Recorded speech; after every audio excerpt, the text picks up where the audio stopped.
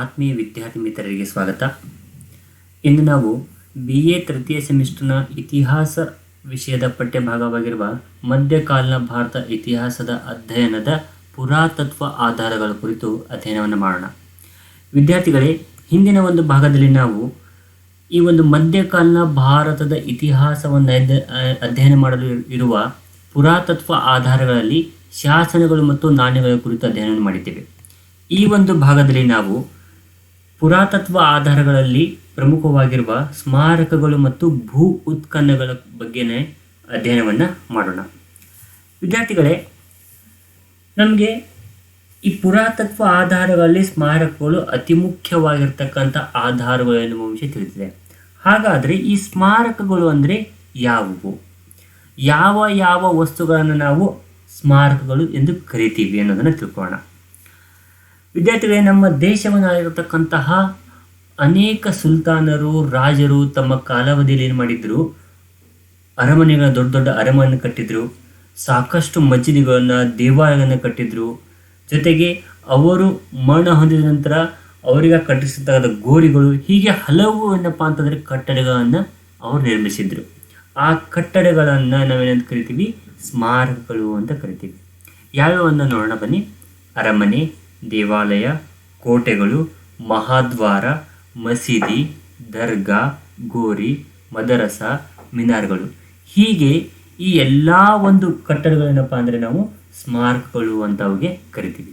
ಈ ಎಲ್ಲ ಸ್ಮಾರಕಗಳ ಅಧ್ಯಯನದಿಂದ ನಾವು ಆಗಿನ ಕಾಲದ ಒಂದು ಸಂಸ್ಕೃತಿಯನ್ನು ತಿಳ್ಕೊಬೋದು. ಆಗಿನ ಕಾಲದ ಸಮಕಾಲೀನ ಒಂದು ಸ್ಥಿತಿಗತಿಗಳು, ಯಾವ ರೀತಿ ಆರ್ಥಿಕ ಪರಿಸ್ಥಿತಿಗಳಿದ್ವು, ಜೊತೆಗೆ ಆ ಕಾಲದಲ್ಲಿರತಕ್ಕಂತಹ ಪ್ರಮುಖವಾಗಿ ಒಂದು ಇತಿಹಾಸವನ್ನು ಅರಿಯೋದಕ್ಕೆ ನಮಗೆ ಸಾಧ್ಯ ಆಗುತ್ತೆ. ಹಾಗಾಗಿ ಈ ಸ್ಮಾರಕಗಳ ಮಹತ್ವ ಏನು ಅನ್ನೋದನ್ನು ನಾವು ಇನ್ನೊಂದು ಸ್ವಲ್ಪ ಸಂಕ್ಷಿಪ್ತವಾಗಿ ತಿಳ್ಕೊಳ್ಳೋಣ. ವಿದ್ಯಾರ್ಥಿಗಳೇ, ಈ ಸ್ಮಾರಕಗಳ ಒಂದು ಅಧ್ಯಯನದಿಂದ ನಮಗೆ ಆ ಒಂದು ಸಮಕಾಲೀನ ಒಂದು ಇತಿಹಾಸವನ್ನು ರಚನೆ ಮಾಡೋದಕ್ಕೆ ಮತ್ತು ಅಧ್ಯಯನ ಮಾಡೋದಕ್ಕೆ ಸಾಧ್ಯ ಆಗುತ್ತೆ.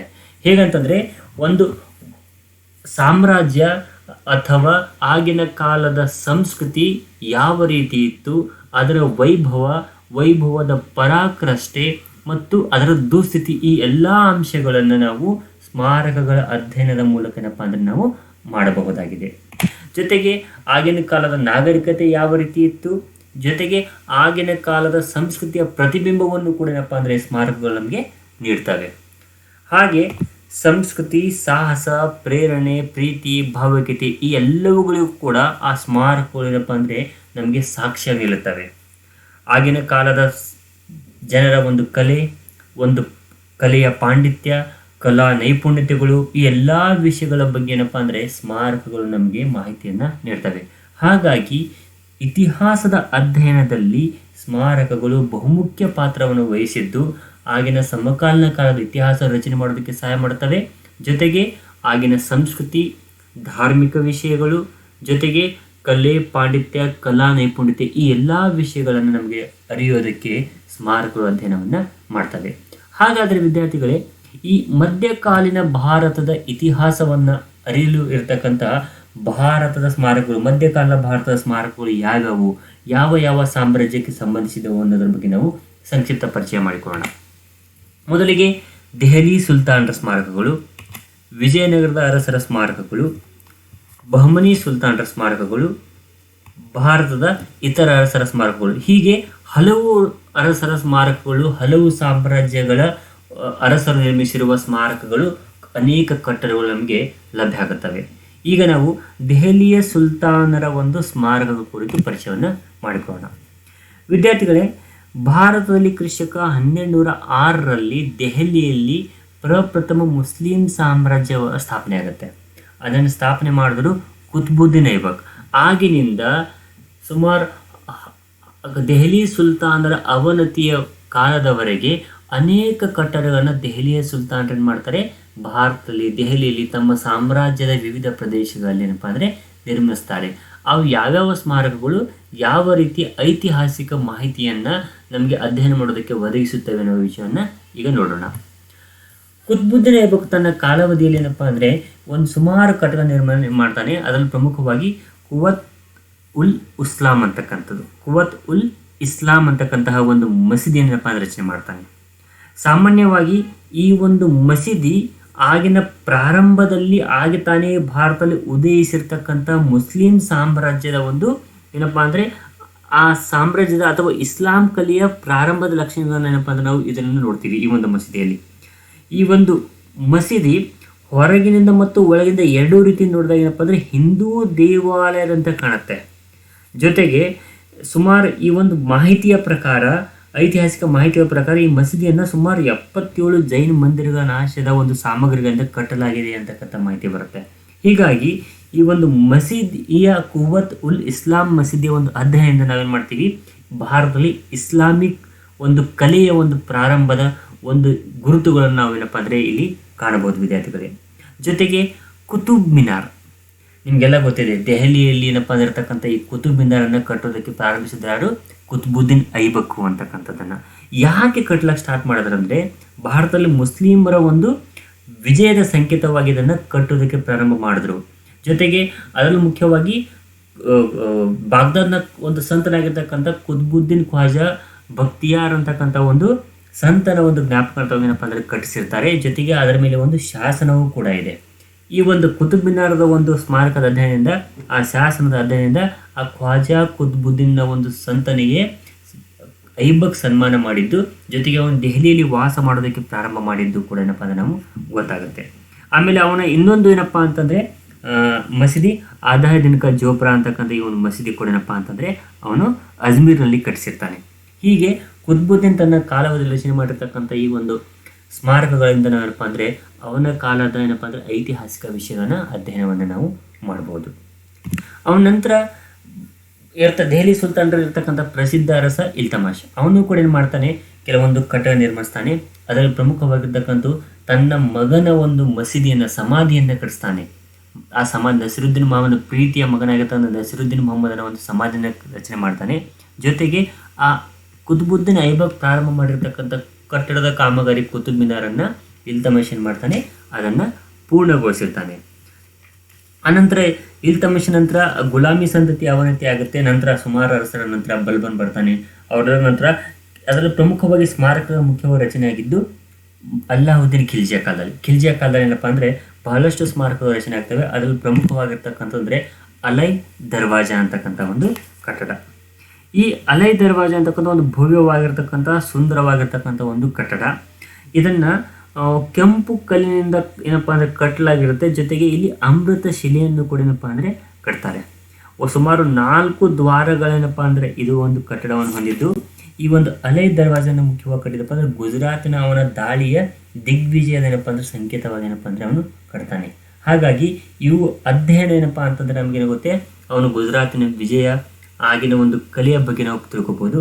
ಅವನ ಇನ್ನಿತರ ಕಟ್ಟಡಗಳಂದರೆ 1000 ಕಂಬಗಳ ಒಂದು ಅರಮನೆ, ಆಮೇಲೆ ಜಮಾತ್ ಖಾನ ಮಸೀದಿ ಕೂಡ ಏನಪ್ಪ ಅಂದರೆ ಅವನ ಒಂದು ಕಟ್ಟಡಗಳಾಗಿದ್ದಾವೆ, ಪ್ರಮುಖ ಕಟ್ಟಡಗಳು. ಜೊತೆಗೆ ಅವನು ಸಿರಿ ಅಂತಕ್ಕಂಥ ಒಂದು ನಗರವನ್ನು ಕೂಡ, ಪಟ್ಟಣ ಕೂಡ ಏನಪ್ಪ ಅಂದರೆ ಸ್ಥಾಪನೆ ಮಾಡಿರ್ತಕ್ಕಂಥ ಕೀರ್ತಿ ಈ ಅಲ್ಲಾವುದ್ದೀನ್ ಖಿಲ್ಜಿ ಏನಪ್ಪ ಅಂದರೆ ಸೇರುತ್ತೆ.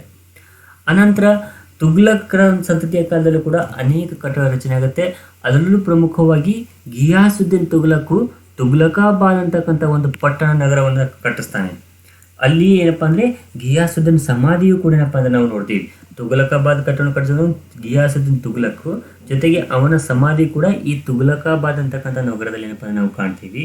ಹಾಗೆ ಜಹಾನ್ಪನಾ ಅಂತಕ್ಕಂಥ ಪಟ್ಟಣವನ್ನು ಏನಪ್ಪ ಅಂದರೆ ನಾವು ಮೊಹಮ್ಮದ್ ಬಿನ್ ತುಘಲಕ್ ಕಟ್ಟಿಸಿದ್ದನ್ನು ನೋಡ್ತೀವಿ. ಹಾಗೆ ಫಿರೋಜ್ ಶಾ ಕೋಟ್ಲಾ ಅಂತ ಕರಿತೀವಿ. ಫಿರೋಜ್ ಶಾ ಏನಪ್ಪ ಮಾಡ್ತಾನೆ, ಕೋಟ್ಲಾದಲ್ಲಿ ಏನಪ್ಪ ಅಂತಂದರೆ ಅವನ ಸಮಾಧಿಯನ್ನು ಕಟ್ಟಿಸಿರ್ತಾನೆ. ಅಲ್ಲೂ ಕೂಡ ಏನಪ್ಪ ಅಂದರೆ ಒಂದು ಸುಂದರವಾಗಿರ್ತಕ್ಕಂಥ ಮಸೀದಿಗಳನ್ನ ಪಟ್ಟಣ ಅಂದರೆ ನೋಡ್ಬೋದು. ಅನಂತರ ಬಂದಿರತಕ್ಕಂತಹ ಸಯ್ಯದ್ ಮತ್ತು ಲೋಧಿ ಕಾಲದಲ್ಲಿಯೂ ಕೂಡ ಏನಪ್ಪ ಅಂದರೆ ಹಲವಾರು ಏನಪ್ಪ ಅಂದರೆ ಸಮಾಧಿಗಳೇನಪ್ಪ ಅಂದರೆ ಕಟ್ತಾರೆ. ಹಲವಾರು ಗೋರಿಗಳನ್ನು, ಮುಬಾರಕ್ನ ಸಮಾಧಿ, ಮೊಹಮ್ಮದ್ ಶಾ ಸಯ್ಯದ್ನ ಸಮಾಧಿ, ಸಿಕಂದರ್ ಲೋಧಿಯ ಸಮಾಧಿ ಮತ್ತು ಮೋತಿಕಿ ಮಸ್ಜಿದ್, ಈ ಕಟ್ಟಡಗಳೇನಪ್ಪ ಅಂತಂದರೆ ಬಹಳಷ್ಟು ಏನಪ್ಪ ಅಂದರೆ ಆಗಿನ ಕಾಲದ ಶಿಲ್ಪಕಲೆಯ ಬಗ್ಗೆ ನಮಗೆ ಮಾಹಿತಿಯನ್ನು ನೀಡುತ್ತೆ. ಈ ರೀತಿಯಾಗಿ ವಿದ್ಯಾರ್ಥಿಗಳೇ ದೆಹಲಿಯ ಸುಲ್ತಾನರ ಕಾಲದಲ್ಲಿ ನಿರ್ಮಿತವಾಗಿರ್ತಕ್ಕಂತಹ ಕಟ್ಟಡಗಳು ನಮಗೆ ಆಗಿನ ಕಾಲದ ಕಲೆ, ವಾಸ್ತುಶಿಲ್ಪ ಮತ್ತು ಕಲಾ ನೈಪುಣ್ಯತೆ ಮತ್ತು ಅನೇಕ ಐತಿಹಾಸಿಕ ವಿಷಯಗಳನ್ನು ನಾವು ಅವುಗಳ ಅಧ್ಯಯನದಿಂದ ಏನಪ್ಪ ಅಂದರೆ ನಾವು ಅರಿಯಬಹುದಾಗಿದೆ. ಈಗ ನಾವು ಮಧ್ಯಕಾಲನ ಒಂದು ಇದರಲ್ಲಿ ದೆಹಲಿ ಸುಲ್ತಾನರ ನೋಡಿದ್ವಿ. ಅನಂತರ ಏನಪ್ಪಾ ಅಂತಂದ್ರೆ ವಿಜಯನಗರ ಅರಸರು ನಿರ್ಮಾಣ ಮಾಡಿರ್ತಕ್ಕಂಥ ಅನೇಕ ಸ್ಮಾರಕಗಳ ಬಗ್ಗೆಯೂ ಕೂಡ ಏನಪ್ಪಾ ಅಂದ್ರೆ ಅಧ್ಯಯನ ಮಾಡೋದ್ರ ಮೂಲಕ ವಿಜಯನಗರ ಸಾಮ್ರಾಜ್ಯದ ಕಾಲದ ಒಂದು ಕಲೆ, ವಾಸ್ತುಶಿಲ್ಪ, ಅನೇಕ ಐತಿಹಾಸಿಕ ವಿಷಯಗಳನ್ನು ನಾವು ತಿಳ್ಕೊಳ್ಬಹುದಾಗಿದೆ. ಐತಿಹಾಸಿಕ ದೃಷ್ಟಿಯಿಂದ ನಾವು ವಿಜಯನಗರ ಸಾಮ್ರಾಜ್ಯದ ಒಂದು ಸ್ಮಾರಕವನ್ನು ನೋಡಿದಾಗ ಹಲವಾರು ಸ್ಮಾರಕಗಳು ಲಭ್ಯ ಆಗ್ತವೆ. ಹಂಪಿಯಲ್ಲಿ ನಿರ್ಮಿಸಿರ್ತಕ್ಕಂಥ ವಿರೂಪಾಕ್ಷ ದೇವಾಲಯ, ಈ ಒಂದು ವಿರೂಪಾಕ್ಷ ದೇವಾಲಯ ವಿಜಯನಗರ ಸ್ಥಾಪನೆಯ ಒಂದು ಪೂರ್ವದಲ್ಲಿಯೇ ಒಂದು ನಿರ್ಮಾಣ ಆಗಿರತಕ್ಕಂಥ ದೇವಾಲಯ. ಈ ಒಂದು ದೇವಾಲಯ ವಿಜಯನಗರ ಸಾಮ್ರಾಜ್ಯದ ಅರಸರ ಕಾಲಾವಧಿಯಲ್ಲಿ ಅನೇಕ ಬಾರಿ ಜೀರ್ಣೋದ್ಧಾರಗೊಂಡಿರುತ್ತೆ. ಅನೇಕ ಬಾರಿ ಜೀರ್ಣೋದ್ಧಾರಗೊಂಡು ಹಲವು ಅಂಶಗಳೇನಪ್ಪ ಅಂದರೆ ಈ ದೇವಾಲಯಕ್ಕೆ ಕಟ್ಟಡಗಳೇನಪ್ಪ ಅಂದ್ರೆ ನಿರ್ಮಿಸ್ತಾ ಬಂದಿರ್ತಾರೆ. ಅದರಲ್ಲೂ ಪ್ರಮುಖವಾಗಿ ಶ್ರೀಕೃಷ್ಣ ದೇವರಾಯ ಏನು ಮಾಡ್ತಾನೆ ಅಂದರೆ ಈ ಒಂದು ಅವನ ಕಾಲಾವಧಿಯಲ್ಲಿ ತನ್ನ ಪಟ್ಟಾಭಿಷೇಕ ಒಂದು ದಿನ ಏನಪ್ಪ ಅಂದರೆ ಅಲ್ಲಿ ಒಂದು ಮಹಾರಂಗ ಮಂಟಪವನ್ನು ಈ ಒಂದು ವಿರೂಪಾಕ್ಷ ದೇವಾಲಯ ಕಟ್ಟಿಸ್ತಾನೆ. ಆ ಒಂದು ಮಹಾರಂಗ ಮಂಟಪವನ್ನು ಕಟ್ಟಿಸಿ ಅಲ್ಲಿ 2 ಸಣ್ಣ ಗೋಪುರವನ್ನು ನಿರ್ಮಿಸಿ ಒಂದು ದೊಡ್ಡ ಗೋಪುರವನ್ನಪ್ಪ ಅಂದರೆ ನಿರ್ಮಾಣ ಮಾಡ್ತಕ್ಕಂಥ ಕೆಲಸವನ್ನು ಈ ಒಂದು ಯಾರು ಮಾಡ್ತಾರೆ, ಶ್ರೀಕೃಷ್ಣ ದೇವರಾಯ ಏನಪ್ಪ ಅಂದರೆ ತನ್ನ ಪಟ್ಟಾಭಿಷೇಕದಿಂದ ಏನಪ್ಪ ಅಂದರೆ ಮಹಾರಂಗ ಮಂಟಪವನ್ನು ಶ್ರೀ ವಿರೂಪಾಕ್ಷ ದೇವಾಲಯದ ಒಂದು ಇದರಲ್ಲಿ ಕಟ್ಟಿಸ್ತಾನೆ. ಈ ರೀತಿಯಾಗಿ ಅಲ್ಲಿರ್ತಕ್ಕಂಥ ವಿರೂಪಾಕ್ಷ ದೇವಾಲಯನ ಅನೇಕ ಬಾರಿ ವಿಜಯನಗರ ಸಾಮ್ರಾಜ್ಯದ ಅರಸರ ಒಂದು ಕಾಲಾವಧಿಯಲ್ಲಿ ಅದರ ಜೀರ್ಣೋದ್ಧಾರವನ್ನು ಮಾಡಲಾಗಿರುತ್ತೆ ವಿದ್ಯಾರ್ಥಿಗಳೇ. ಜೊತೆಗೆ ಹಜಾರ ರಾಮ ಸ್ವಾಮಿ ದೇವಾಲಯ, ಈ ಒಂದು ದೇವಾಲಯವನ್ನು ವಿಜಯನಗರದ ಪ್ರಖ್ಯಾತ ಅರಸನಾಗಿರ್ತಕ್ಕಂಥ 1ನೇ ದೇವರಾಯ ಏನಪ್ಪ ಅಂದರೆ ಕಟ್ಟಿಸ್ತಾನೆ. ಇದು ವಿಜಯನಗರದ ಒಂದು ಸಾಮ್ರಾಜ್ಯದ ಒಂದು ಅತಿ ಪ್ರಮುಖವಾಗಿರ್ತಕ್ಕಂಥ ವಾಸ್ತುಶಿಲ್ಪದ ಕಲೆಯನ್ನು ಸೂಚಿಸ್ತಕ್ಕಂಥ ಒಂದು ದೇವಾಲಯ. ಈ ಒಂದು ದೇವಾಲಯದಲ್ಲಿ ಏನಪ್ಪ ಅಂದರೆ ಈ ಪೂರ್ವಕ್ಕೆ ಅಭಿಮುಖವಾಗಿರ್ತಕ್ಕಂಥ ಈ ಒಂದು ದೇವಾಲಯದಲ್ಲಿ ಸುಖನಾಸಿ, ಅಂತರಾಳ, ರಂಗಮಂಟಪ, ಮಂಟಪಗಳು ಹೀಗೆ ಹಲವು ಏನಪ್ಪ ಅಂತಂದರೆ ನಾವು ಇಲ್ಲಿ ಒಂದು ವಿಧಗಳನ್ನು ಕಾಣ್ತೀವಿ. ದೇವಾಲಯದ ಎಲ್ಲ ಒಂದು ವಿಭಾಗಗಳನ್ನು ನಾವು ಇಲ್ಲಿ ಕಂಡು ಬರ್ತವೆ ಇಲ್ಲಿ. ಹಾಗೆ ಬಹಳಷ್ಟು ಏನಪ್ಪ ಅಂತಂದರೆ ಈ ದೇವಾಲಯದಲ್ಲಪ್ಪ ಅಂದರೆ ಹಲವು ದೇವರುಗಳ ಒಂದು ಅವತಾರದ ಶಿಲ್ಪಗಳನ್ನು ನಾವಿಲ್ಲಿ ಕಾಣ್ತೀವಿ. ಅದರಲ್ಲೂ ಮುಖ್ಯವಾಗಿ ವಿಷ್ಣುವಿನ ಅವತಾರದ ಒಂದು ಶಿಲ್ಪಗಳನ್ನು ಕೂಡ ನಾವು ಅದರಲ್ಲಿ ಈ ದೇವಾಲಯದಲ್ಲಿ ಏನಪ್ಪ ನಾವು ಕಾಣ್ಬೋದು. ಬಹಳಷ್ಟು ಒಂದು ಐತಿಹಾಸಿಕ ಒಂದು ಮಾಹಿತಿಗಳನ್ನ, ಜೊತೆಗೆ ಆಗಿನ ಕಾಲದ ಕಲೆ, ವಾಸ್ತುಶಿಲ್ಪ, ವಿಜಯನಗರ ಸಾಮ್ರಾಜ್ಯದ ಒಂದು ಕಲೆ, ನಿರ್ಮಾಣಕಾರರ ಕಲಾ ನೈಪುಣ್ಯತೆಯನ್ನು ಕೂಡ ನಾವು ಈ ಒಂದು ದೇವಾಲಯದ ಸ್ಮಾರಕದ ಒಂದು ಅಧ್ಯಯನದಿಂದ ನಾವು ತಿಳಿದುಕೊಳ್ಳಬಹುದು ವಿದ್ಯಾರ್ಥಿಗಳಿಗೆ. ಜೊತೆಗೆ ವಿಜಯ ವಿಠ್ಠಲ ದೇವಾಲಯ, ಈ ವಿಜಯ ವಿಠ್ಠಲ ದೇವಾಲಯ ಹಂಪಿಯಲ್ಲಿದ್ದು ಈ ಒಂದು ದೇವಾಲಯ ವಿಜಯನಗರ ದೇವಾಲಯದಲ್ಲಿ ಅತ್ಯಂತ ಒಂದು ಕಲಾತ್ಮಕವಾದ ಕೆಲಸಕ್ಕೆ ಹೆಸರಾಗಿರ್ತಕ್ಕಂಥ ದೇವಾಲಯ. ಈ ಒಂದು ದೇವಾಲಯದ ಕಾರ್ಯ 2ನೇ ದೇವರಾಯನ ಒಂದು ಕಾಲದಿಂದ ಏನಪ್ಪ ಅಂದರೆ ನಿರ್ಮಾಣ ಕಾರ್ಯ ಪ್ರಾರಂಭ ಆಗುತ್ತೆ. ಆದರೆ ಶ್ರೀಕೃಷ್ಣ ದೇವರಾಯ, ಅಚ್ಯುತರಾಯ, ನಂತರ ಸದಾಶಿವರಾಯರ ಕಾಲದಲ್ಲಿಯೂ ಕೂಡ ಈ ಒಂದು ವಿಜಯ ವಿಠ್ಠಲ ದೇವಾಲಯದ ನಿರ್ಮಾಣ ಕಾರ್ಯ ಏನಪ್ಪ ಅಂದರೆ ಮುಂದುವರಿತಾ ಬಂದಿರುತ್ತೆ. ಈ ಒಂದು ದೇವಾಲಯದಲ್ಲಿ ಮಹಾಮಂಟಪ ಕೂಡ ಇದೆ. ಜೊತೆಗೆ ಈ ಒಂದು ದೇವಾಲಯವನ್ನು ಸಂಪೂರ್ಣವಾಗಿ ಏನಪ್ಪ ಅಂದರೆ ವಿಷ್ಣು ದೇವನಿಗೆ ಏನಪ್ಪ ಅಂದರೆ ನಿರ್ಮಾಣ ಮಾಡಿ ವಿಷ್ಣು ದೇವನಿಗೆ ಒಂದು ಸಮರ್ಪಣೆಯನ್ನು ಮಾಡಿ ಈ ದೇವಾಲಯವನ್ನು ನಿರ್ಮಾಣ ಮಾಡಲಾಗಿದೆ. ಈ ದೇವಾಲಯದ ಹಲವಾರು ಏನಪ್ಪ ಅಂತಂದರೆ ಭಾಗ ನೋಡ್ತೀವಿ. ಜೊತೆಗೆ 3 ಕಂಬಗಳ ಸಾಲುಗಳನ್ನೇನಪ್ಪ ಅಂದರೆ ಈ ಒಂದು ದೇವಾಲಯದ ಅಂಗಳ ಸಂಪೂರ್ಣವಾಗಿ ಸುತ್ತುವರಿದೆ. ಈ ದೇವಾಲಯದಲ್ಲಿ ಗರ್ಭಗೃಹ, ಅರ್ಧ ಮಂಟಪ ಮತ್ತು ಮಹಾಮಂಟಪಗಳೇನಪ್ಪ ಅಂದರೆ ಈ ದೇವಾಲಯ ಏನಪ್ಪ ಅಂದರೆ ಒಳಗೊಂಡಿದೆ ವಿದ್ಯಾರ್ಥಿಗಳೇ. ಜೊತೆಗೆ ಈ ಒಂದು ಮಹಾಮಂಟಪದ ಎದುರಿನ ಈ ದೇವಾಲಯದ ಎದುರಲ್ಲಿ ಒಂದು ಕಲ್ಲಿನ ರಥ ಇದೆ. ಹಂಪಿಯಲ್ಲಿರ್ತಕ್ಕಂಥ ಅತ್ಯಂತ ಪ್ರಸಿದ್ಧ ವಾಸ್ತುಶಿಲ್ಪದಲ್ಲಿ ಪ್ರಮುಖವಾಗಿರ್ತಕ್ಕಂಥದ್ದು ಒಂದು ಈ ಕಲ್ಲಿನಲ್ಲಿ ಕೆತ್ತಿರ್ತಕ್ಕಂಥ ಒಂದು ಕಲ್ಲಿನ ರಥ. ಬಹಳಷ್ಟು ಏನಪ್ಪ ಅಂತಂದರೆ ಒಂದು ಕಲ್ಲಿನ ಒಂದು ಸಣ್ಣ ಗುಡಿಯಂತೇನಪ್ಪ ಅಂದರೆ ಕಾಣ್ತಕ್ಕಂತಹ ಒಂದು ಕಲ್ಲಿನ ರಥ ಈ ಒಂದು ಸೂಕ್ಷ್ಮ ಕೆತ್ತನೆಯ ಕೆಲಸವನ್ನೇನಪ್ಪ ಅಂತಂದರೆ ಇಲ್ಲಿ ಮಾಡಿರ್ತಾರೆ. ಹಾಗಾಗಿ ಒಂದು ಈ ಕಲ್ಲಿನ ರಥ ಆಗಿನ ಕಾಲದ ಕಲಾ ಪಂಡಿತರ, ಕಲಾ ನಿರ್ಮಾಣಕಾರರ ಒಂದು ನೈಪುಣ್ಯತೆ ಏನಪ್ಪ ಅಂದರೆ ನಾವಿಲ್ಲಿ ಕಾಣ್ತೀವಿ ವಿದ್ಯಾರ್ಥಿಗಳೇ. ಜೊತೆಗೆ ಕಡಲೆಕಾಳು ಮತ್ತು ಸಾಸಿವೆ ಕಾಳು ಗಣಪತಿಗಳನ್ನು ಕೂಡ ಏನಪ್ಪ ಅಂದರೆ ನಾವು ಅಲ್ಲಿ ಕಾಣ್ತೀವಿ. ಹಾಗೆಯೇ ಶ್ರೀಕೃಷ್ಣ ದೇವರಾಯ ಕೂಡ ಏನು ಮಾಡ್ತಾನಪ್ಪ ಅಂದರೆ ಸುಮಾರು 22 ಅಡಿ ಎತ್ತರದ ಒಂದು ಉಗ್ರ ನರಸಿಂಹನ ಒಂದು ವಿಗ್ರಹವನ್ನು ಏನಪ್ಪ ಅಂದರೆ ಸ್ಥಾಪನೆ ಮಾಡಿರ್ತಾರೆ. ಹಾಗೆಯೇ 100 ಕಂಬಗಳ ಬೃಹತ್ ಸಭಾಭವನ ಕೂಡ ಏನಪ್ಪ ಅಂದರೆ ವಿಜಯನಗರದ ಅರಸರು ನಿರ್ಮಾಣ ಮಾಡಿದ್ದನ್ನು ನಾವು ನೋಡ್ಬೋದು ವಿದ್ಯಾರ್ಥಿಗಳೇ.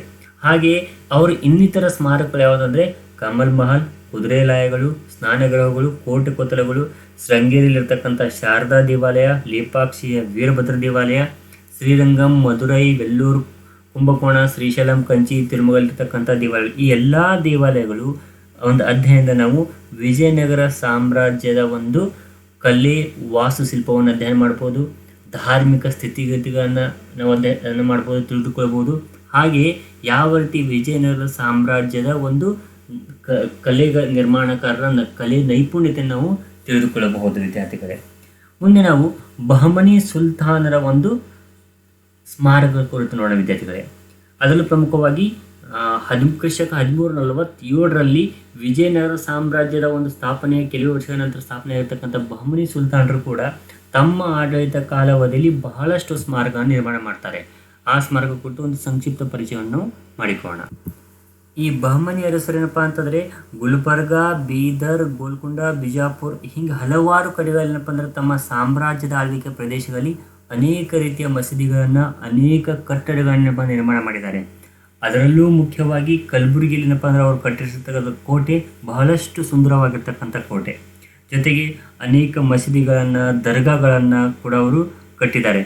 ಕಲಬುರಗಿಯಲ್ಲಿ ಇರ್ತಕ್ಕಂಥ ಅವ್ರ ಕೋಟೆ ಅನ್ಕೋಬೋದು, ಅರಮನೆ, ಜಾಮೆ ಮಸೀದಿ, ಆಮೇಲೆ ಬೀದರ್ನಲ್ಲಿ ಅವರು ನಿರ್ಮಿಸಿರ್ತಕ್ಕಂಥ ತಖ್ತ್ ಮಹಲ್, ರಂಗೀನ್ ಮಹಲ್, ಜಾಮೆ ಮಸೀದಿಗಳು, ಜೊತೆಗೆ ಮೊಹಮ್ಮದ್ ಗವಾನ್ ನಿರ್ಮಾಣ ಮಾಡಿರ್ತಕ್ಕಂಥ ಮದರಸಗಳು, ಹಾಗೆಯೇ ಅಷ್ಟೂರಿನಲ್ಲಿರ್ತಕ್ಕಂತಹ ಒಂದು ಬಹಮನಿ ಅರಸರ ಒಂದು ಗೋರಿಗಳು, ಇವೆಲ್ಲವೂ ಕೂಡ ಬಹಮನಿ ಅರಸರ ಒಂದು ಏನಪ್ಪ ಅಂತಂದರೆ ಶಿಲ್ಪಕಲೆಯ ವೈಭವದ ಸ್ಮಾರಕಗಳಾಗಿ ಅವರೊಂದು ಕಲೆ ಮತ್ತು ವಾಸ್ತುಶಿಲ್ಪದ ಒಂದೇನಪ್ಪ ಅಂದರೆ ಶ್ರೇಷ್ಠತೆ ಏನಪ್ಪ ಅಂದರೆ ಸಾಕ್ಷಿಯಾಗಿ ನಿಲ್ಲುತ್ತೆ ವಿದ್ಯಾರ್ಥಿಗಳೇ.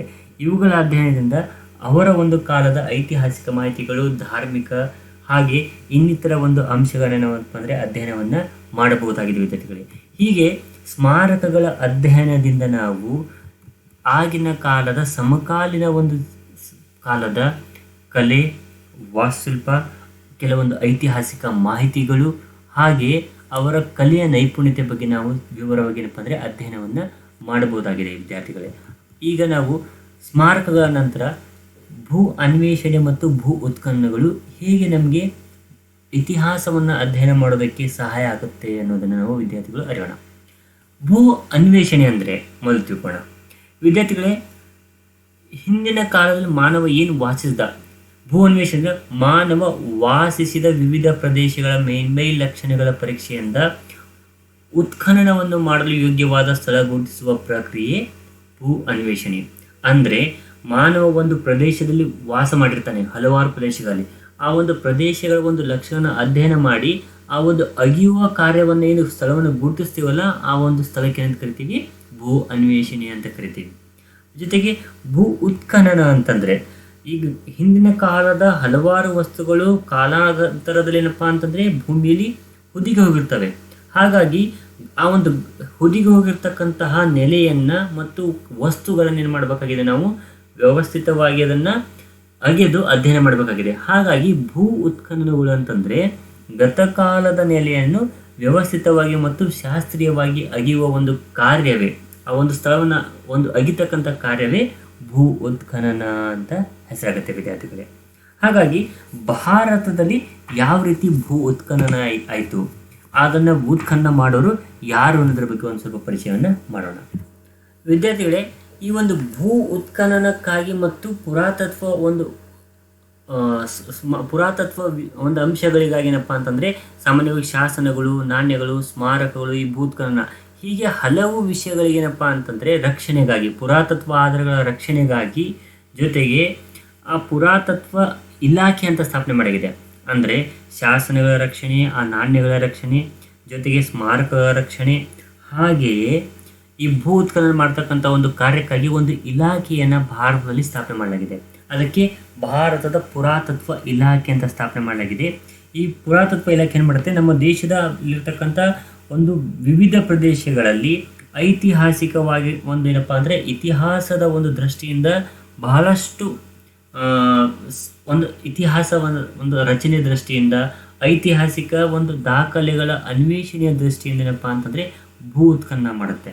ಮೊದಲಿಗೆ ಭಾರತ ಪುರಾತತ್ವ ಇಲಾಖೆ ಭೂ ಅನ್ವೇಷಣೆಗಾಗಿ ಸ್ಥಳವನ್ನು ಗುರುತಿಸಿ ನಂತರ ಅಲ್ಲಿ ಭೂ ಉತ್ಖನನವನ್ನು ಮಾಡ್ತಕ್ಕಂತಹ ಕೆಲಸವನ್ನು ಭಾರತ ಪುರಾತತ್ವ ಇಲಾಖೆ ಮಾಡಿದರೆ, ರಾಜ್ಯ ಸರ್ಕಾರದಲ್ಲಿ ಏನಪ್ಪ ಅಂದರೆ ಅದರ ಒಂದು ಅಡಿಯಲ್ಲಿ ಒಂದು ರಾಜ್ಯದಲ್ಲಿರ್ತಕ್ಕಂಥ ಪುರಾತತ್ವ ಇಲಾಖೆಗಳು ಕೂಡ ಸ್ಥಾಪನೆ ಮಾಡಲಾಗಿದೆ. ಈ ರೀತಿ ಕೇಂದ್ರ ಸರ್ಕಾರದ ಅಧೀನದಲ್ಲಿ ಭಾರತ ಪುರಾತತ್ವ ಇಲಾಖೆ ಇದ್ದರೆ, ಆಯಾ ರಾಜ್ಯಗಳ ಒಂದು ಆಡಳಿತದಲ್ಲಿ ಏನಪ್ಪ ಅಂದರೆ ರಾಜ್ಯ ಪುರಾತತ್ವ ಇಲಾಖೆಗಳಿದ್ದು ಅವುಗಳೆಲ್ಲವೂ ಏನು ಮಾಡ್ತವೆ, ಐತಿಹಾಸಿಕ ದೃಷ್ಟಿಯಿಂದ ಪ್ರಮುಖವಾಗಿರ್ತಕ್ಕಂಥ ನೆಲೆಗಳನ್ನು ಅನ್ವೇಷಿಸಿ ಅವುಗಳನ್ನು ಭೂ ಉತ್ಖನನ ಮಾಡ್ತಕ್ಕಂಥ ಕೆಲಸವನ್ನು ಮಾಡ್ತವೆ. ಜೊತೆಗೆ ಆ ಸ್ಮಾರಕಗಳನ್ನೇನಪ್ಪ ಅಂತಂದರೆ ಸಿಕ್ಕಿರ್ತಕ್ಕಂಥ ಅವಶೇಷಗಳನ್ನು ರಕ್ಷಣೆ ಮಾಡ್ತಕ್ಕಂತಹ ಕೆಲಸವನ್ನೇನಪ್ಪ ಅಂತಂದರೆ ಈ ಒಂದು ಪುರಾತತ್ವ ಇಲಾಖೆಗಳು ಮಾಡಿಕೊಂಡು ಭಾರತದಲ್ಲಿ ಬಂದಿದ್ದಾವೆ. ಹಾಗಾದರೆ ಭಾರತದಲ್ಲಿ ಒಂದು ಸ್ಮಾರಕ ರಕ್ಷಣೆಗೆ ಏನು ಉತ್ಖನನ ಮಾಡಿ ಕಂಡುಹಿಡಿದಿರ್ತಕ್ಕಂಥ, ಹುಡುಕಿರ್ತಕ್ಕಂತಹ, ಗುರುತಿಸಿರ್ತಕ್ಕಂತಹ ಅವಶೇಷಗಳಿಗೆ, ಆ ಒಂದು ನಿವೇಶನಗಳಿಗೆ ಯಾವ ರೀತಿ ರಕ್ಷಣೆ ಒದಗಿಸಲಾಗಿದೆ ಅಂತಕ್ಕಂಥದ್ದು ನೋಡೋಣ. ಈ ಒಂದು ಸ್ಮಾರಕಗಳ ರಕ್ಷಣೆ ಏನಪ್ಪ ಅಂದರೆ ಸರ್ಕಾರ ಹಲವು ಕ್ರಮವನ್ನು ಕೈಗೊಂಡಿದೆ.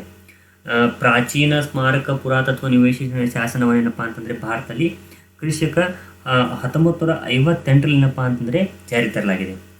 ಯಾವತ್ತು ತರಲಾಗಿದೆ ವಿದ್ಯಾರ್ಥಿಗಳೇ? ಪ್ರಾಚೀನ ಸ್ಮಾರಕ ಪುರಾತತ್ವ ನಿವೇಶನಗಳ ಶಾಸನವನ್ನು 1958 ಕೇಂದ್ರ ಸರ್ಕಾರ ಅಂದರೆ ಜಾರಿ ತಂದಿದೆ. ಆ ಶಾಸನದ ಮೂಲಕ ಭಾರತದಲ್ಲಿ ಏನು ಮಾಡುತ್ತೆ, ಆ ಒಂದು ಶಾಸನಗಳ ಒಂದು ರಕ್ಷಣೆ ಮಾಡ್ತಕ್ಕಂಥದ್ದು, ಆ ಶಾಸನಗಳನ್ನು ನಾಶ ಮಾಡಿದರೆ ಶಿಕ್ಷಾರ್ಹ ಅಪರಾಧ ಅಂತಕ್ಕಂಥ ವಿಷಯ ಏನಪ್ಪ ಅಂತಂದರೆ ಅದರ ಮೂಲಕ ಜಾರಿ ತರಲಾಗಿದೆ. ಜೊತೆಗೆ ಪ್ರಾಚ್ಯ ವಸ್ತು ಕಲಾನಿಧಿಯ ಶಾಸನವನ್ನು ಏನಪ್ಪ ಅಂತಂದರೆ ಕೃಷಿಕ 1972 ಏನಪ್ಪ ಅಂದರೆ ಜಾರಿ ತಂದಿದೆ. ಅಂದರೆ ಈ ಶಾಸನದ ಮೂಲಕ ಯಾವುದೇ ಪ್ರಾಚ್ಯ ವಸ್ತು ಅವಶೇಷಗಳನ್ನ ಒಂದು ರೀತಿಯ ಕಳ್ಳ ಸಾಗಣೆ ಮಾಡೋದು ಅಥವಾ ಅವುಗಳನ್ನು ಮಾರಾಟ ಮಾಡೋದೇನಪ್ಪ ಅಂದರೆ ಈ ಒಂದು ಶಾಸನದ ಮೂಲಕ ನಿಷೇಧಿಸಲಾಗಿದೆ.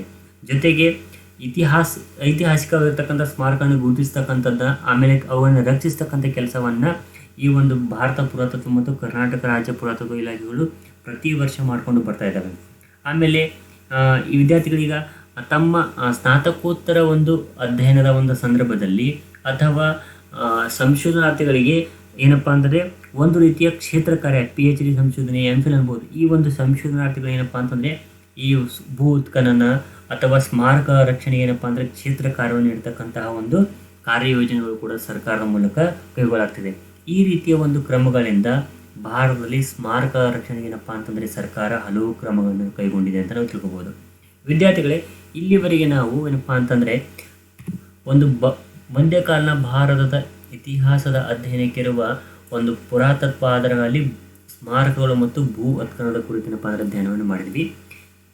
ಇನ್ನೂ ಹೆಚ್ಚಿನ ಒಂದು ಅಧ್ಯಯನಕ್ಕಾಗಿ ನೀವು ಈ ಒಂದು ಪುಸ್ತಕವನ್ನು ಓದೋದ್ರ ಮೂಲಕ ಹೆಚ್ಚಿನ ಜ್ಞಾನವನ್ನು ಗಳಿಸ್ಬೋದು. ಎಲ್ಲ ವಿದ್ಯಾರ್ಥಿಗಳು ಧನ್ಯವಾದಗಳು.